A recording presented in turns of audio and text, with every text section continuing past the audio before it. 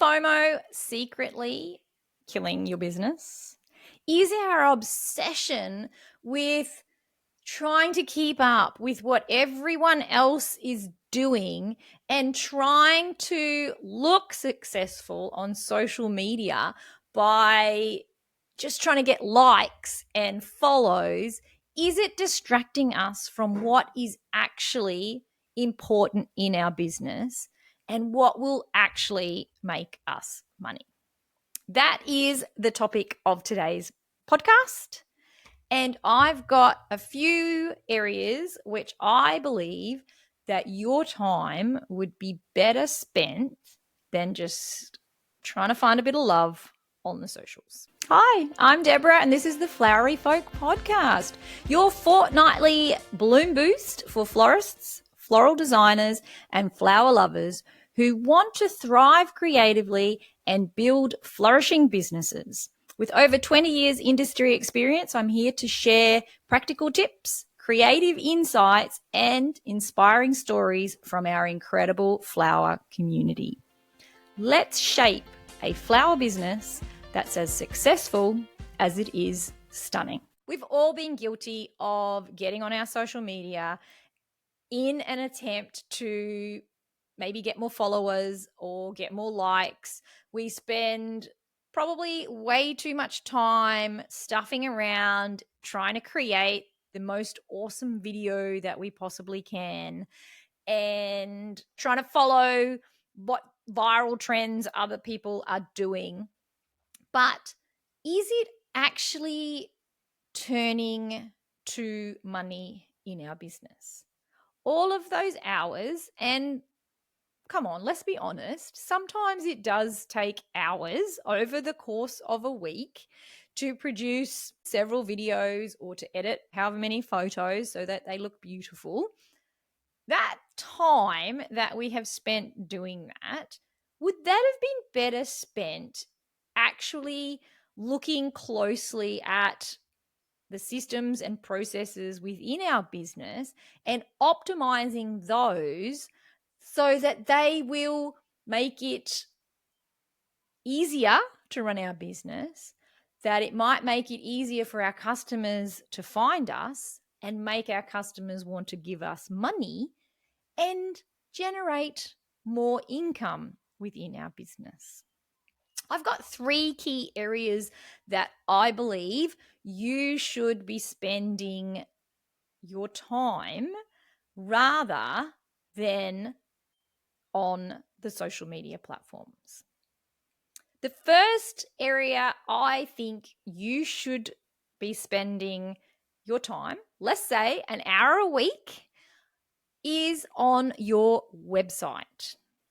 People who go to Google or whatever search engine they choose to use are going there to purchase. They want to give us some supplier money. So you want your website to be one of the first ones that pops up and also the one that captures their attention so they want to give you the money. Spend a little bit of time on your SEO. So making sure that you've got the keywords in the text of your website so that it will come up when they search. I've just found doing this with the help of ChatGPT has been great because I am not the best at writing text for my website. I'm going to be honest. So what I have done is put your page that you want to optimize into ChatGPT and you ask it to give you suggestions to include the keywords that you want to be found in the search terms. You know, I would say if you're doing flower deliveries in a particular area, you really want the keywords flower deliveries, cans or wherever to be in that. If you're doing wedding flowers in a certain area, you want to be wedding flowers, the town, whatever it is. Whatever it is that you think your customer will be looking for and typing into Google, you want those keywords to be in your text. And ideally, you want those keywords in your text as naturally as possible. So that's where I find ChatGPT is quite helpful, because it will help do that, because I ain't that great at that. An hour a week is heaps of time for you to get into a habit of doing that regularly. Also, on your website, I think it's really important that it's as easy as possible for a customer to purchase once they get on your site. You don't want to have them jumping through all sorts of hoops and having to go through 5 different pages just to purchase a bouquet for grandma. So again, looking at your website and how can you make it as simple as possible for someone to purchase with you. Keep it, 2 clicks would be awesome. They find you through some sort of search platform. They go to your website and boom, a click on the product, boom, another click to purchase. How easy is that? So spend a little bit of time on working out how you can have your website as easy as possible to navigate. Also on your website, look at keeping it up to date. So changing out photos of products, or if you do weddings and events, making sure you've got the most up-to-date photos of what you're doing at the time on your website. And again, if you're giving yourself an hour a week, you'll be able to do this quite quickly, quite simply. I would also add to that, you could possibly add a blog to your website. Do that maybe once a month even. And that's all going to help Google, the search engines, find your website, because they want to find websites that are the most up to date, not just the ones with all the keywords. They want a website that's active, because it will be giving the customer something that's more relevant to them than one that hasn't been touched for 5 years. So 3 things to be looking at on your website instead of on social media. That's my first tip. The next thing I think you should look at in your business are some of your administrative tasks. So think of things like your invoicing, your quoting, maybe replying to emails. Is there a way that you can optimize that? Maybe it could be using a new type of software or some sort of AI app or assistant to help you do that, maybe more quickly. Maybe you want to be able to turn around a quote to a client in just a day.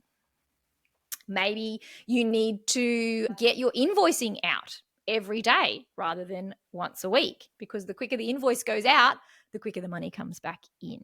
So are there areas within your admin processes that you have to do that you can optimize? Because that is the real area of our business that creates money. We want to be able to talk to our customers and get them information as quickly as possible so that they can book us to do the job as quickly as possible. And it makes everyone so much more happy. Also, within your sort of admin side of the business that you're going to be spending a little bit more time on, I would add to that to spend a little bit of time looking at your finances, because this is a huge area for most businesses that gets forgotten because most of us just don't have the time. But if we're freeing up time from what's going on over there in social media, we're going to have a little bit more time to look at our finances. Keeping abreast of what income's coming in, what expenditure's going out, and doing that in real time can keep track of things so much better. You'll be able to catch things before they become a problem. So have some time to check out your finances. Another area that I think you should spend a little bit of time is on marketing. Now, I know I just said to stay off social media, but I don't mean just stuffing around on social media and just throwing out heaps and heaps of content just because that's what everyone else is doing. What I'm saying is here is really thinking about who your customer is, what problem it is that they have, and how your business is best placed to solve that problem for them. Having an understanding of those three areas means that the message that you can then send out to the world, whether that's on social media or any other advertising, is going to be speaking directly to the person that wants to buy your product. So taking a little bit more time and focusing very intently on who they are, what their problem is, and how you as the business is going to fix it is going to reward your efforts in marketing so much more than just throwing crap out on the socials.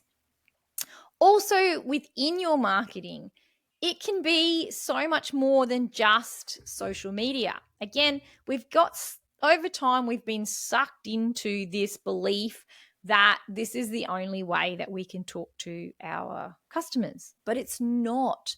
Where are our customers? Where are they working, or where are they meeting, or what's happening in their daily lives? Are there other places that you can speak directly to them without all the noise of everything else that is out there on social media? It's really hard to get your message across to your clients on social media. Let's be honest, you'll put something out there and what is it? Something like 1 or 3% actually see what it is you've done. So are there other places that you could focus your marketing efforts? Is it maybe there's mothers groups that your client goes to? Is it worthwhile doing an event or doing a workshop or something like this, just so they get to know who you are, and you then get to be seen as the florist in your local area? Get out and see your clients wherever they are that they're hanging out. Maybe there's a coffee shop that your ideal client is going to. Is it worthwhile reaching out to them to see if they might be interested in a lovely flower arrangement every now and then with your business card, or maybe you could have a brochure or something attached to that? How can you be out there in your community talking to the people that may be looking for you, rather than just stuffing around on social media? When you have some clarity around who it is you're talking to as your customer, it will make it a lot easier for you to come up with the content that then you will put out on social media. And you may not be as sucked into the latest trend or, the latest viral reel, because you will know whether it's going to be relevant to your actual client, the one that's going to come to you and purchase a product from you. So having that clarity in your marketing will definitely help when you do then go back over to social media to actually post something that is relevant to your customer. It is something that we us florists have all fallen for. We do work in an industry that is all about pretty things, and everyone seems to think that what we're doing in the industry is fun, so they want to see more of it. So of course we get sucked into this belief that we just want to, post as much as we can, and we want to keep everyone happy, and we want everyone to think that or to see how wonderful our industry is.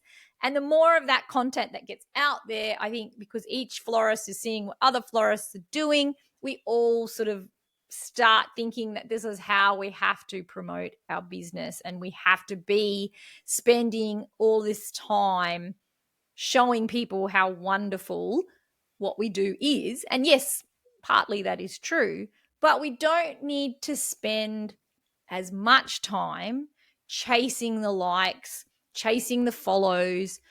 We need to spend that time looking at our business and improving it. So when the customer actually comes to us to make a purchase, all of the back end of our business is working efficiently and it's easy for them to pay for our service or pay for our product. And that's how we make money in our business, not trying to look popular, not trying to keep up with everyone else. I've drafted up a little checklist with a little bit more information on those 3 key areas that I chatted about today. So looking at our website and giving it a good audit, looking at our administrative systems and processes and how we could possibly optimize those. And lastly, our marketing and who our customer actually is and what do they want from us. I've done a little checklist that may help you work through those 3 sort of areas in your business. You can just go over to the show notes and download it directly from there, or on the floweryfolk.com website, there'll also be a link. Thank you for listening today. I really appreciate you taking the time, and I hope that this has been helpful. Also, a little bit of news from our end is I've just taken over as the publisher and editor of Flowers Magazine Australia, which is our only industry publication for the cut flower and foliage industry. So very exciting. I will be rebuilding this magazine. I need your support. I need subscribers. If you're interested in anything to do with flowers, which I sort of hope you are because you're listening to this podcast, please go over and check out flowersmagazine.com.au. You can subscribe to a digital issue or an actual printed issue that gets posted out. New issues come out every 3 months with the new season. So our first one is actually coming out in September, which is exciting. A little stressful for me, but it's happening and so far it's looking great. So please, I would love your support on that. Go over, check it out, subscribe, and you will get a fabulous magazine every 3 months. And as always, if you've liked our podcast, please tell your friends about it.